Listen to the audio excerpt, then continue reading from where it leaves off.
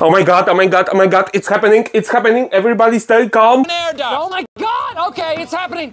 Everybody stay calm. What's the procedure, everyone? What do you mean you don't know what's happening? The Spinosaurus from Hammond collection!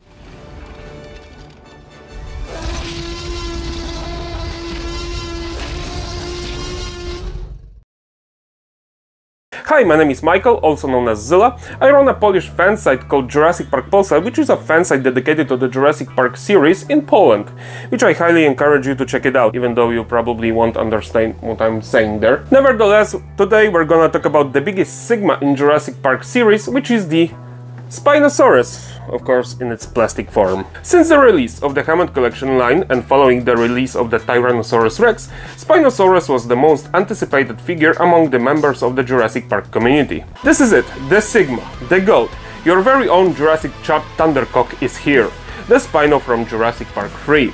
The creature first appeared in the third entry of the series, where it's supposed to replace the Tyrannosaurus Rex to the point where the battle between the two is finished by a fatality where the Spino breaks the Rex neck. Since then, especially among the kids who don't differentiate the reality from the fiction, Spino is a fan favorite. Don't punch me, it's a joke! I don't care who enjoys this dinosaur. Hell, I'm enjoying it as well. Even though it is confirmed to be a hybrid, or shall we say a failed experiment by secret Dr. Wu's email, this dinosaur reached a humongous size of almost 17 meters in length and 7 meters in height. It had a very narrow snout full of teeth in the shape of that is common among the Spinosaurids, a huge colorful sail on its back and a very muscular arms and legs, which help it to chase the prey. It was an apex predator of Isla Sorna, who resided in the western part of the island, where it dominated the local ecosystem. If you were to believe one of the survivors from the encounter with this beast, the animal seemed to be attracted to the Tyrannosaurus Rex piece, at the best to fend it off from its territory, and at worst to plainly kill it. So yeah, we're basically talking about a killing machine, but never mind, let's go to the review table, where we're gonna check this bastard out.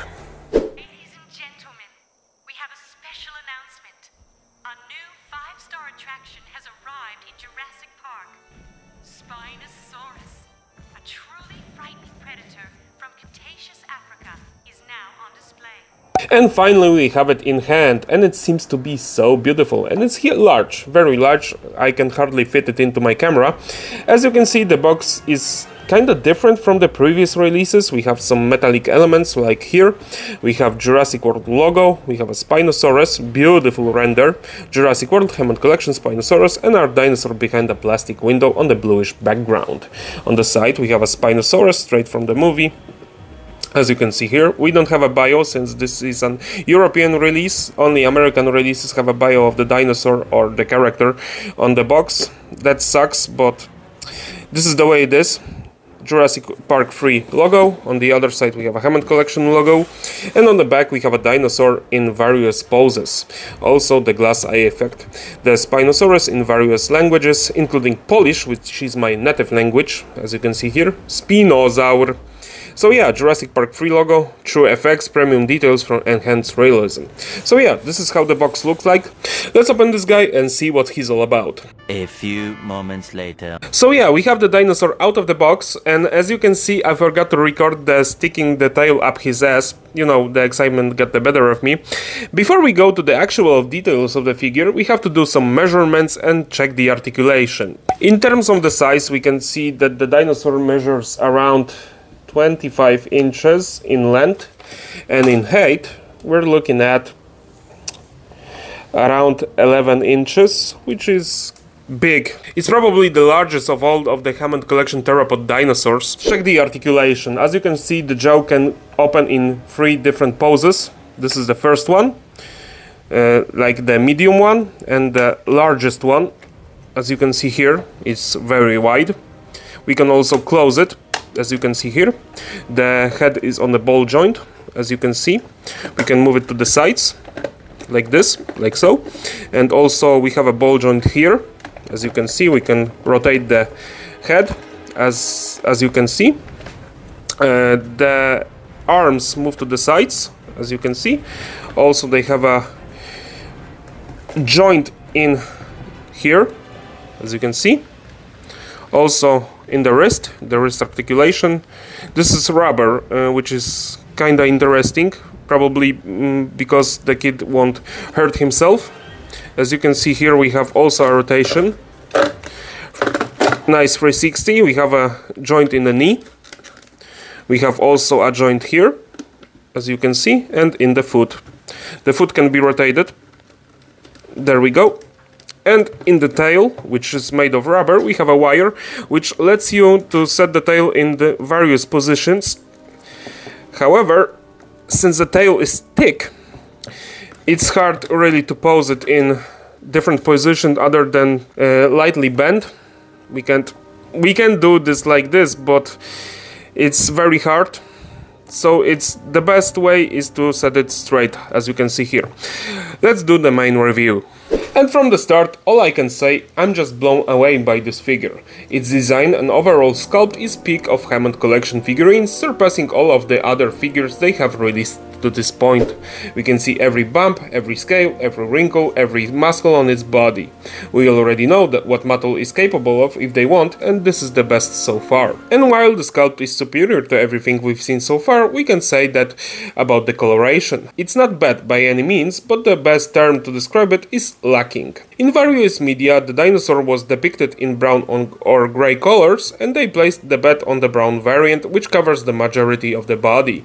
We also have a whitish stripe that goes down the body from the snout to the legs, and we have a reddish-orange color that starts on the head, goes by the back and the sail, and has the finish on the tip of the tail. It's quite accurate to the animal we saw in the movie. However, the sail is missing the bluish ornaments visible on the movie version.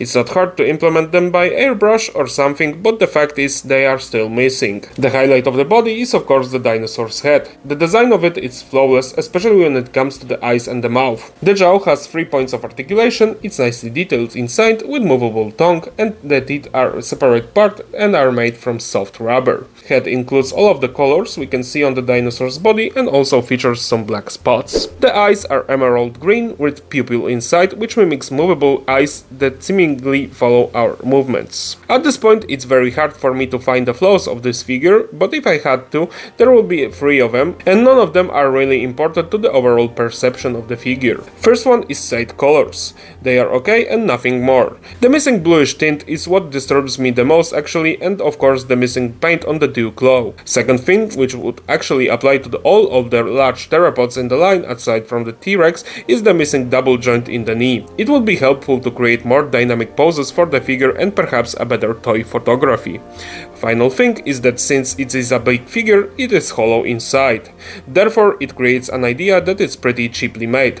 Of course, this is our imagination. Since you can look at this design, you can clearly tell that they actually put work into it. It's an amazing figure, and now let's go to the comparisons between the other figures. It is kinda hard to compare between other 2 theropods that were released from Hammond collection, as you can see, but we're trying to manage. As you can see, we have here Spinosaurus with our first released Tyrannosaurus Rex from Hammond collection, albeit slightly modified, which has a different feet, as you can see here. And here we have a Giganotosaurus from the Hammond collection, which was released like a year ago. And as you can see, those 3 scale with each other perfectly. Here we have a comparison between various figures from the Mattel line. We have a Pyroraptor from Hammond collection and a Mercedes-Benz from Jurassic World Legacy collection, and also Darius Bowman from Chaos Theory, and a Parasaurolophus from the Hammond collection, and as you can see, they all scale with each other very well. So, in final words, what can I say about this figure? Just buy it when you'll have the chance. No, really, this new figure is probably the best thing that Mattel has ever released in Hammond collection line. For this price range, I paid for it like equivalent of $65 US. You really can't get better than that. It's just amazing. It has a beautiful design, nice articulation, decent paint job, albeit not without flaws, and it's just a fantastic piece. People in the US can probably buy it in their local Targets, while the rest of the world has to hunt for it through various regional versions of Amazon.